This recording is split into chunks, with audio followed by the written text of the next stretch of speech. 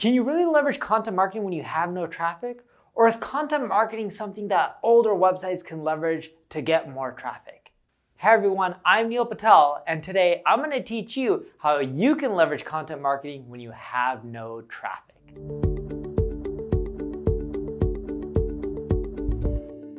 Before we get started, make sure you subscribe to this channel. If you're on YouTube, click the alert notification. That way when I go live, you'll get notified. So let's get started. The first tip I have for you is to leverage infographics. And don't worry, you're not gonna have to pay a designer to create an infographic. If you want, you can, but this is a very specific strategy that I know is super effective and works when you have no traffic.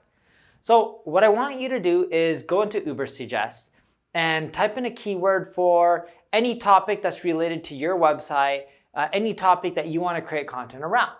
Now, you're gonna see this keyword overview page, keep scrolling down, you'll see content ideas. Click on content ideas. This will show you all the popular blogs based off of social shares, backlinks, and search traffic. So all the articles around the web that are popular around the keyword that you just typed in. Find one that has a lot of steps or numbers, or find one that is very technical that you think would be much better if it was done in a visual form. In addition to that, that article that you find not only should be popular in social shares, it should have some backlinks. These are all key important metrics.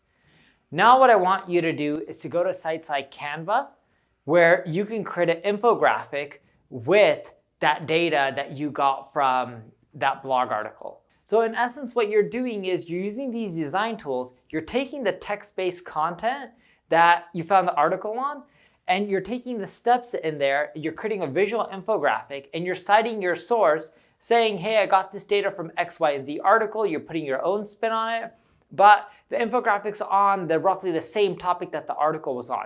Because think of it this way, if that article that's text-based was popular, the infographic version should be more popular. You heard me right, people prefer infographics more than text-based content. Would you rather look to see something, or would you rather read to see something? Technically, you're not gonna read to see it, but you get what I mean. You would wanna look because it's so much easier to digest visual information.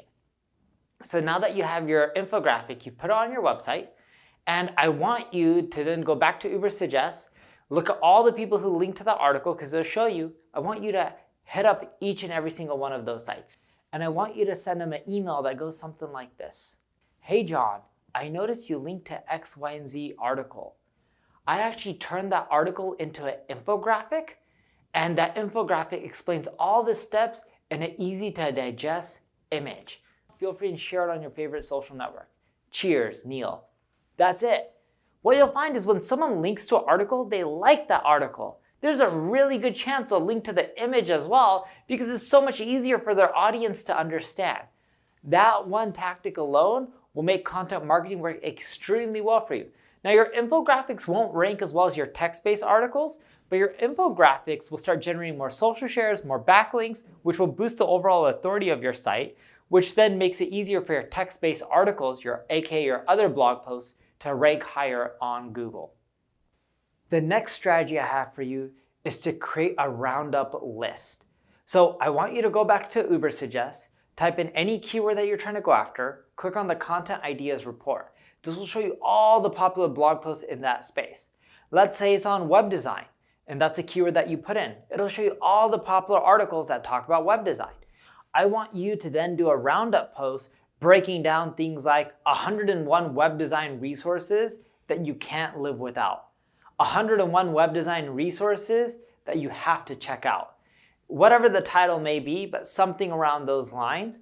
And you want to include the most popular articles that you think are good and include them in a roundup post. And you don't just put the link in your roundup post. You also want to have a paragraph or two describing each article. Yes, this takes work, but the work is going to be worthwhile in the long run. So now that you have your roundup post, you published it, you can go back to Ubersuggest, that Content Ideas report, look at all the people that link to those articles, right? Because each of them may have 10, 20, 50, 100 links.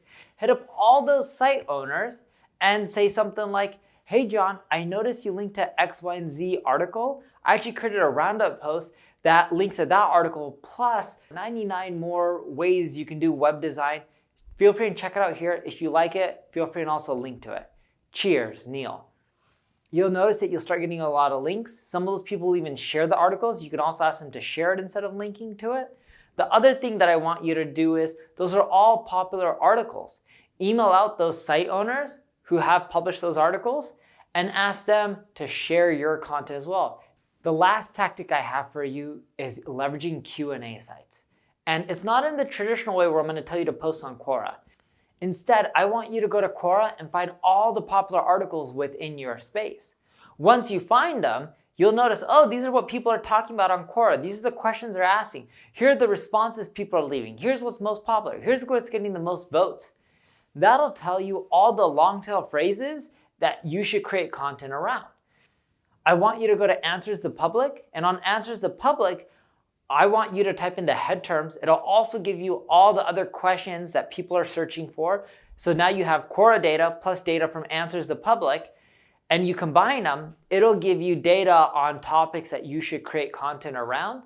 I want you to also take those URLs, more so from Quora, put them in Ubersuggest. You'll see who's linking to them, the keywords that they're ranking for. The keywords that they're ranking for is the most important part, because it's not just about the questions people are typing in. There's going to be, in some cases, 50, 100, 200 other keywords that a site's ranking for, or more so a page is ranking for. When you create your own version, your own blog post of that question and answer, and you're going super in-depth, you want to cover all those main keywords. It's not to stuff, it's to be thorough. When you're thorough, you're more likely to do better. Now, of course, once you publish the content, you can leverage some of the other tips and techniques that I mentioned in this video, like emailing people, asking them to link to it, or emailing them, asking them to share your content. But if you leverage these three main strategies, you'll start doing really well with content marketing, even though you're starting with no traffic. If you need help with your content marketing, check out my ad agency, Neil Patel Digital. If you enjoyed this video, like it, comment, subscribe to the channel, and share the video. Thank you for watching.